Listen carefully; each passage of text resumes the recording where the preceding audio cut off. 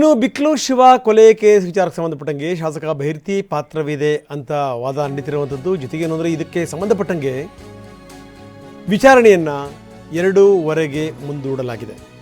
CID ಪರ SPP Ashok Naik ವಾದ ಮಂಡನೆ ಮಾಡಿದರು.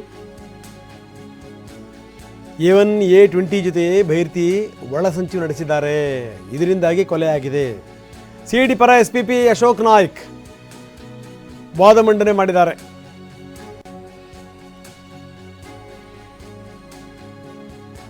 ಇನ್ನು ಬೈರತಿ ಬಸವರಾಜ್ ಬೇಲ್ ಅರ್ಜಿ ವಿಚಾರಣೆ ಮುಂದೂಡಲ್ಪಟ್ಟಿದೆ 2:45ಕ್ಕೆ, ಮಧ್ಯಾಹ್ನ 2:45ಕ್ಕೆ ಮುಂದೂಡಲ್ಪಟ್ಟಿದೆ. ಜನಪ್ರತಿನಿಧಿಗಳ ಕೋರ್ಟ್ನಲ್ಲಿ ನಡೀತಿರುವಂಥ ಅರ್ಜಿ ವಿಚಾರಣೆ. ನಿರೀಕ್ಷಣಾ ಜಾಮೀನಿಗೆ ಅರ್ಜಿ ಸಲ್ಲಿಸಿದ್ದಾರೆ ಶಾಸಕ ಬೈರತಿ ಬಸವರಾಜ್. A5 ಬೈರತಿ ಬಸವರಾಜ್. ನೋಡಿ, A5 ಬೈರತಿ ಬಸವರಾಜ್ಗೆ ಲಿಂಕ್ ಆಗುವಂಥ ಎಲ್ಲ ದಾಖಲೆಗಳನ್ನು ಸಲ್ಲಿಸಿ ಹೈಕೋರ್ಟ್ಗೆ ನೀಡಿದಂಥ ಮಾಹಿತಿಯನ್ನು ಸಲ್ಲಿಸಲಿಕ್ಕೆ ಕೋರ್ಟ್ ಸೂಚನೆ ಕೊಟ್ಟಿದೆ. SPPಗೆ ಜಡ್ಜ್ ಸಂತೋಷ್ ಗಜಾನನ್ ಭಟ್ ಸೂಚನೆಯನ್ನು ಕೊಟ್ಟಿದ್ದಾರೆ. ಏನಾಗುತ್ತೆ ಇದು? ಯಾಕಂದರೆ ಎಲ್ಲಿದ್ದಾರೆ ಏನು ಅಂತ ಗೊತ್ತಿಲ್ಲ ಶಾಸಕ ಬೈರತಿ ಬಸವರಾಜ್. ಅಂಥ ಒಂದು ಸ್ಥಿತಿ. ಹಿಂದೆ ಸರ್ಕಾರ ರಚನೆಯಲ್ಲಿ ಪ್ರಮುಖ ಪಾತ್ರ ವಹಿಸಿದಂಥ ಬೈರತಿ ಬಸವರಾಜ್ ಎಷ್ಟರ ಮಟ್ಟಿಗೆ ಅವಧಿ ಮುಗಿಯೋದ್ರೊಳಗಡೆ ಬರಬೇಕು ಅಂತ ಓಡೋಡಿ ಬಂದಂಥ ಬೈರತಿ ಬಸವರಾಜ್ ಈಗ ಎಲ್ಲಿದ್ದಾರೆ ಅಂತ ಗೊತ್ತಿಲ್ಲ. ಆವಾಗಲೂ ಕೂಡ ಅವ್ರ ಬಗ್ಗೆ ಹುಡುಕಾಟ ನಡೀತಾ ಇತ್ತು, ಎಲ್ಲಿದ್ದಾರಪ್ಪ ಇವರೆಲ್ಲ ಶಾಸಕರುಗಳು ಅಂತ. ಈಗಲೂ ಕೂಡ ಹುಡುಕಾಟ ನಡೀತಾ ಇದೆ. ಆದರೆ ಆರೋಪಿಯಾಗಿ ಎಂಥ ಸ್ಥಿತಿ ನೋಡಿ. ಏನಾಗುತ್ತೆ ಬೈರತಿ ಬಸವರಾಜ್ ಅವರ ಭವಿಷ್ಯ ಇವತ್ತು ತೀರ್ಮಾನ ಆಗುತ್ತೆ. 2:45ಕ್ಕೆ ಜನಪ್ರತಿನಿಧಿಗಳ ಕೋರ್ಟ್ ಇದನ್ನು ಮುಂದೂಡಿದೆ. ಬನ್ನಿ, ನಮ್ಮ ಹಿರಿಯ ಪ್ರತಿನಿಧಿ ರಮೇಶ್ ಈಗ ನಮ್ಮೊಂದಿಗೆ ಸಂಪರ್ಕದಲ್ಲಿದ್ದಾರೆ. ರಮೇಶ್, ನಾವು ನೋಡ್ತಾ ಇದ್ದೀವಿ ಬೈರತಿ ಬಸವರಾಜ್ ಎಲ್ಲಿದ್ದಾರೆ ಏನು ಅನ್ನುವಂಥದ್ದು ಗೊತ್ತಿಲ್ಲ. ಜೊತೆಗೇನು ಅಂತಂದರೆ ಈಗ ಬೇಲ್ ಅರ್ಜಿ ವಿಚಾರಣೆ ಮಧ್ಯಾಹ್ನ 2:45ಕ್ಕೆ ಮುಂದೂಡಲ್ಪಟ್ಟಿದೆ. ಅಲ್ಲಿ ಒಂದಷ್ಟು ವಿವರಗಳನ್ನು ಹೇಳಿದ್ದಾರೆ. ಹೈಕೋರ್ಟಿಗೆ ನೀಡಿದಂಥ ಮಾಹಿತಿಯನ್ನು ಸಲ್ಲಿಸಲಿಕ್ಕೆ ಗಜಾನನ ಭಟ್ ಸೂಚನೆ ಕೊಟ್ಟಿರುವಂಥದ್ದು. ಏನದು ಹೈಕೋರ್ಟಿಗೆ ಸಲ್ಲಿಸಿದಂಥ ಮಾಹಿತಿ ಅಂತ ಏನು ರಮೇಶ್ ಅದು?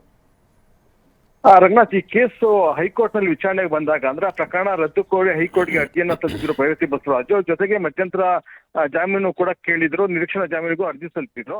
ಈ ಸಂದರ್ಭದಲ್ಲಿ ಹೈಕೋರ್ಟ್ಗೆ ತನಿಖಾಧಿಕಾರಿ ಒಂದು ಸೀಲ್ಡ್ ಮುಚ್ಚಿದ ಲಕೋಟೆಯಲ್ಲಿ ತನಿಖೆಯ ಒಂದು ಪ್ರಗತಿ ವರದಿಯನ್ನ ಸಲ್ಲಿಸಿದ್ರು. ಜೊತೆಗೆ ಕೇಸ್ ಡೈರಿಯನ್ನ ಕೂಡ ಸಲ್ಲಿಸಿದ್ರು.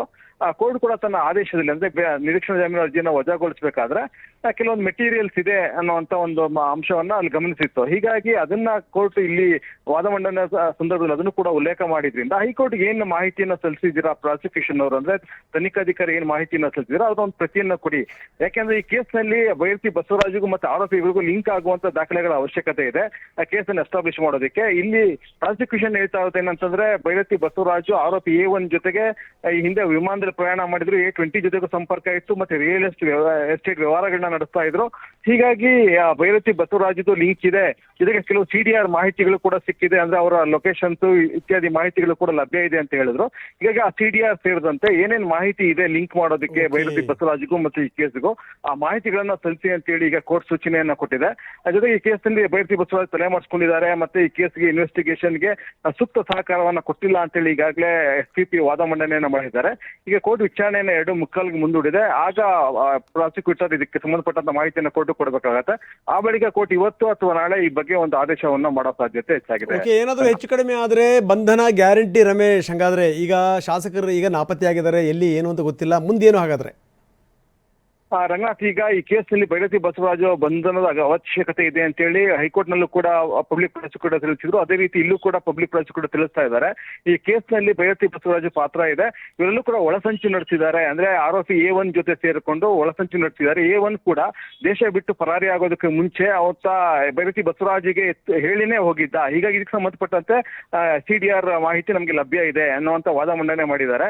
ಈಗ ಒಂದ್ ವೇಳೆ ಏನಾದ್ರು ಬೈರತಿ ಬಸವರಾಜು ಅರ್ಜಿ ಇಲ್ಲಿ ಏನಾದ್ರು ವಜಾಗೊಂಡ್ರೆ ಆಗ ಬೈರತಿ ಬಸವರಾಜ್ಗೆ ಬಂಧನದ ಭೀತಿ ಇನ್ನಷ್ಟು ಹೆಚ್ಚಾಗುತ್ತೆ. ಯಾಕಂದ್ರೆ ಈಗಾಗಲೇ ಅವರು ತಲೆ ಮಾಡಿಸ್ಕೊಂಡಿದ್ದಾರೆ, ಇಲ್ಲಿ ಇಲ್ಲ.